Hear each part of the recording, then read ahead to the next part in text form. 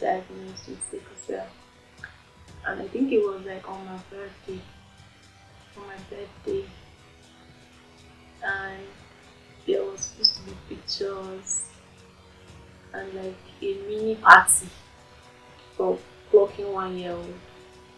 Then my mom notices that my hands are swollen, my legs.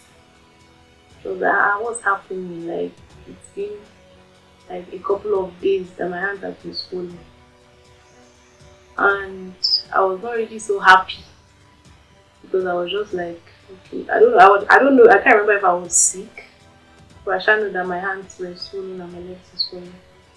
And then I think after that day, we went to the hospital and he complained about what was happening to me. The doctors told him to take a test, obviously, and that was how they found out.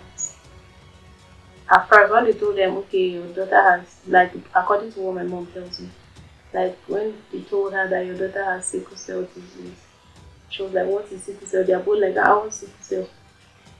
And when the doctor begins to explain and break everything down for them, my mom was like, as if the ground should open, let her enter, or let her dive right into it.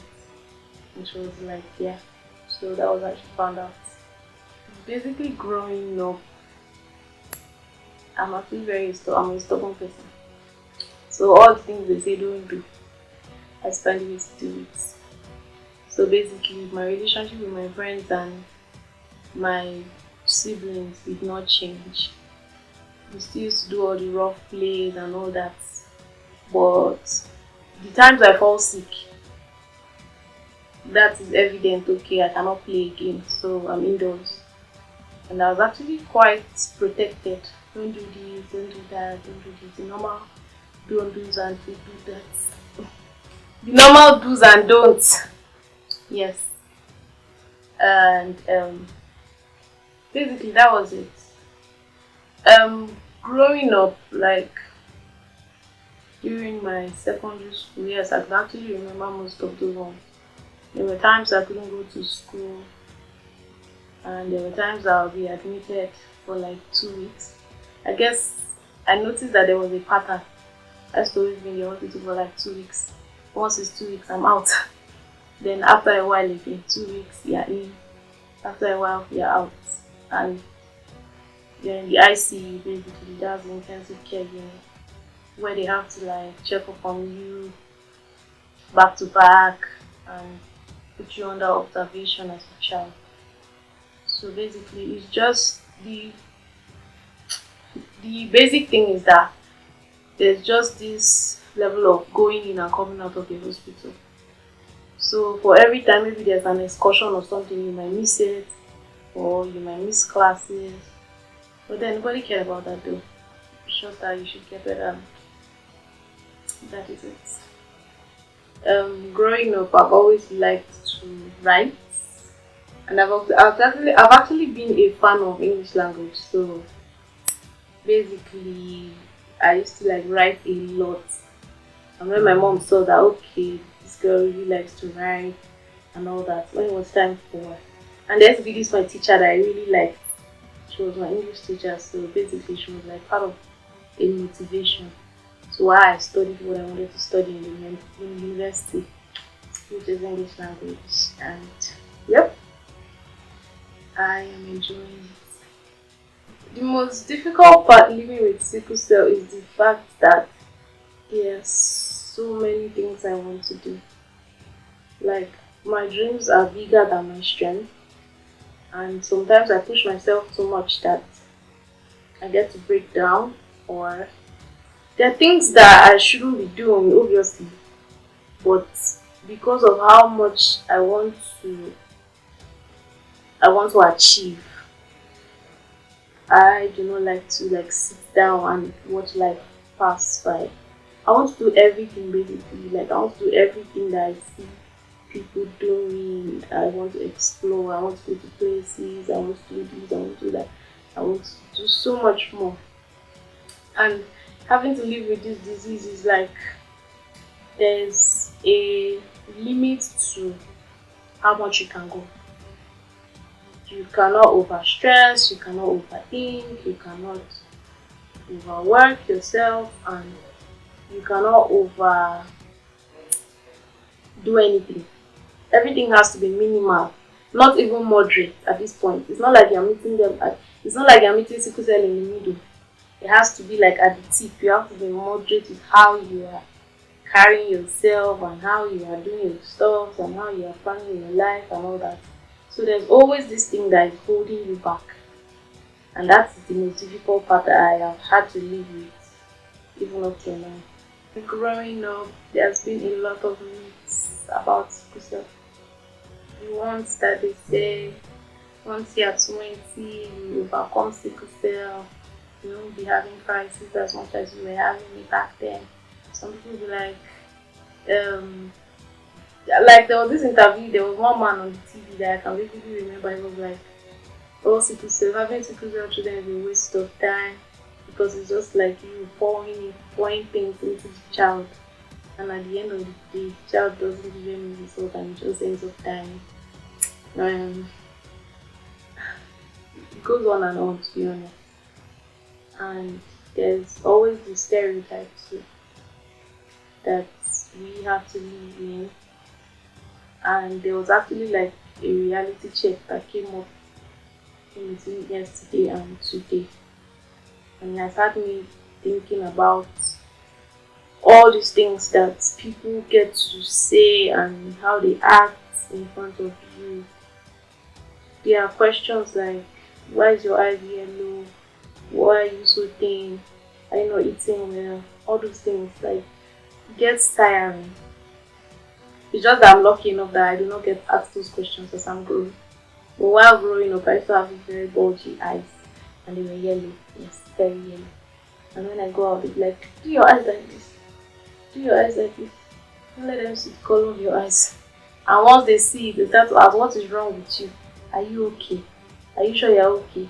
Are you sure you will not fall down? Are you sure you will not faint? Like, there are so many crazy things that goes on and on. But then, even with the working space and the working environment, it is of a reality that yes, people employ you so that you can actually give results, so that you can actually deliver.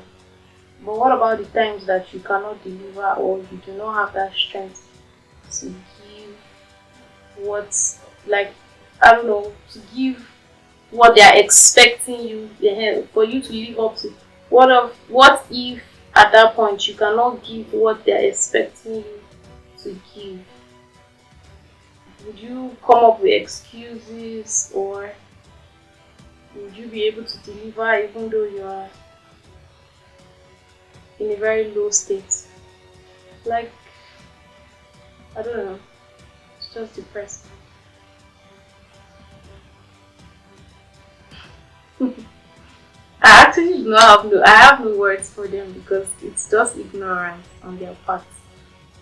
It's ignorance mixed with stupidity, because I can't imagine being in distress and you think I am faking it, or I'm not in pain enough for you to sympathize or show empathy. Even without sickle cell, there are humans that are just messed up and they don't even show empathy or kindness. So imagine having to deal with a chronic disease, and when you are in need, people tend to shrug you or be like, okay, it's nothing, don't worry, it's small. Or they'll ask you, what have you done this time around to cause the pain? Or what have you done this time around? Or what are you not doing right to trigger this? All these things are very insensitive and unkind. And considering the fact that sickle cell is not contagious, it is not a transmitted disease, but then it's a disease that is being transmitted through genes of one's parents to the offspring. I can't even, I don't want to imagine what those people are going through. Yes, of course it happens, but I don't know, how can somebody be so inhuman? Why would you bring children to the world to suffer. And the children did not choose their parents, yes, of course. They did not have the ability to choose which life they wanted to fit into. But then the least you can do as a human being, be it parents, siblings, neighbors, and all that, is to like show a helping hand.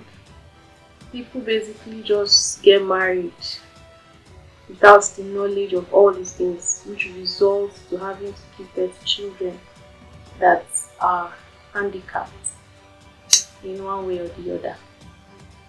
And I believe that we as human beings are just supposed to be like, have empathy or kindness to people, because that's the least we can do. And it's something that is actually being preached about or is being talked about, like be kind, be this and all that. But having to like give birth to children and subject them into more misery is just like a devil without horns. And my heart goes out to all those people going through all this, to be honest. Someday I hope I can actually, or I hope people can actually be a son of rays or rays of sunshine to someone else's life and be able to help and assist children that are going through all this kind of deprivation of love and care. Considering the amount of sickle cell patients we have in Nigeria, I feel like the federal government, the people, the individuals, even the patients themselves are not doing enough, to be honest. And I do not blame like half of the patients or half of the individuals that have to go through with sickle cell because of all the shame, yes, the shame and the pity and the stigmatization, like I said, that comes with it. People tend to like hide. They don't want it to be that, okay, yes, I'm labeled weak, or I'm seen as a liability, or I'm not strong enough, or I'm not good enough. So people tend to hide these things, or people living with sickle cell tend to hide these things until some people decide that, okay, this is my reality. And I feel like for us to even be more aware as individuals about sickle cell, it's for you to come in terms that, okay, this is my identity. I did not choose this for my life, but he chose me, and I am going to live up to the expectations. I want to do more. I want to speak up more. I want to talk about it more. And the more you talk about it, the more you are educating someone by your left. Like, it's going to be a dream come true the day Nigeria starts to accept people living with this disability or living with this disease. It will be a dream come true if people are being accepted for who they are without being judged. And if the federal government can actually put in policies that will help people that are already living with the disease, make their lives easy, be more accommodating, and just show empathy, like I said, to be honest. Because it's not like there's anything they can do. It's just to support.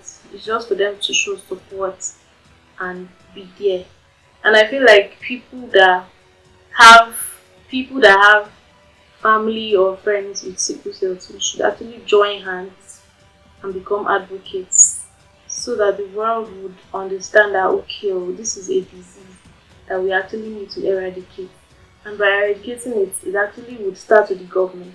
If there are certain laws that will be like, okay, oh, for people living with the disease and even people that are yet to have children, like parents that are not compatible, and if they should go ahead, they should be jailed.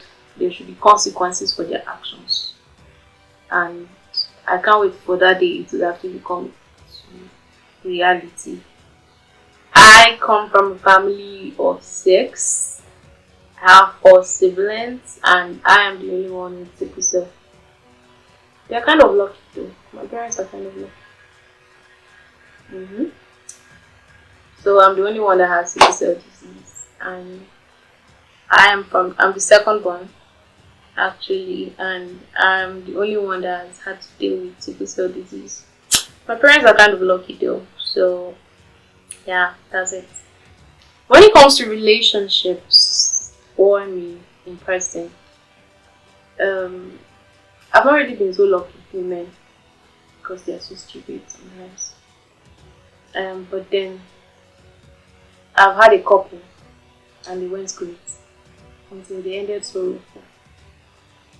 Um, my genotype does not really come into play. Like, it's just of recent I'm going to be more open about my genotype and ask, so what's your genotype? Okay, this is mine. And we'll see if we're compatible. If we're not, everybody goes their way. Yes, well, I can be a very stubborn individual. And yeah, I don't have a relationship, I'm single. There's nothing like gambling in this. Yes, there's something like gambling in life, but then genotype is not something, or your genes are not something you gamble about. It's a lifetime consequence. So it's not something you joke about or you go about taking it for granted. So that is my 2 cents on it. Okay, so for people that be like, God will intervene, let's just get married, yes and yes, that is a horrible no. Please and please don't do that. Don't test God, and you will not get scot-free actually, because you will still be the one at the later end suffering. People actually do say there's IVF now, there's surrogacy, there's this and there's that, there's birth testing and all that. All those things cost a lot of money. And to be honest, I always say this, love is never enough. Because by the time you start going through whatever it is that hits you, there would be questions you will actually ask that nobody will have answers to except you. So save yourself the trouble, save yourself the heart, save yourself the financial strain, save yourself the emotional bankruptcy. And please do the right thing. Find the compatible people. Have not finished on planet Earth. Before you even get to say, hi, my name is this, you should be able to say, my genotype is this, what is yours? And even if the person says there's still a possibility that you should go and run a test if you see that this is a lifetime long something that you want to carry on. So please, there's nothing like gambling, and God will help us and we will overcome. Be wise. Like the Bible verse says, wisdom is profitable to whom it directs. So I'm begging you all out there, there's nothing like gambling with your genotype. It doesn't work that way. It is science. And you have to be realistic and factual. Anyways, yes, we've all gone through that at some point in our lives, where they'll be like, no, you're addicted, you're getting addicted, you're taking it so much, blah blah blah, but they do not even understand what you are going through. Like, they don't even know the amount of pain you are in. And it's so sad for them to make those kind of statements, especially when you're in a very vulnerable state. They did not choose that life, and they did not choose having a crisis or breaking down and wanting to come to the hospital. All they need is your support and your attention. Attend to them, give them the right dosage. Then it is up to them if they want to be a junkie. But it is very wrong as a health worker to insinuate to a patient that he is becoming addicted just because he wants to get rid of his pain he's going through. It's just so wrong in so many levels. So please, healthcare workers, do better. For you to actually have that kind of notion just means that you are so uneducated. And for you to be with somebody, it means you are willing to understand what that person is going through. Be there for that person. So for you to come up with a notion and say, okay, I like this person, but I'm scared that she will not be able to give birth in the future, it's just basically out of ignorance. And there shouldn't be any stereotype. AA, SS, AC, SC, whoever it is. we all have our strengths. In my own opinion, I feel like everyone or every genotype has complications at each and every certain point in their life. So it is not fair for you to assume or insinuate that okay, because this person is ASS, she's not capable enough to give birth to children for me. It is just out of sheer ignorance. Like I feel like sickle cell is not so talked about and it's not so spoken about because it's like a taboo in some places. But then having to call somebody a sickler is just very insensitive. There are actual warriors that call themselves sicklers, but it's because they are not learned enough. I won't say not learned enough like in the education aspect, but they are not exposed enough to actually understand this is what is wrong with me or this is how I fight my battles and all that. So basically, I feel like people should get to know more, educate yourself. It doesn't have to be that you are reading a whole book about sickle cell or anything, but from the little that you see around you, you should be able to pick stuff. My name is Miss Tolulope Barbra Oladipo. I am a content developer, a teacher, and an advocate. I would actually want people to be more acceptant, so you should be more acceptant of what people are going through. You should be able to empathize and help out in any way possible you can. It doesn't have to be like the big things. The little things to actually do help or come a long way, one way or the other in somebody's life. So if you see somebody out there that is struggling or going through whatever it is he or she is going through, I just believe that you should be of helping hands and you should be like a light at the end of a tunnel. That people should actually be appreciative that yes, I actually did meet this person and it was a pleasure knowing this person, because at the end of the day, we are all trying to create a story that when we leave behind, will be remembered about. Thank you very much.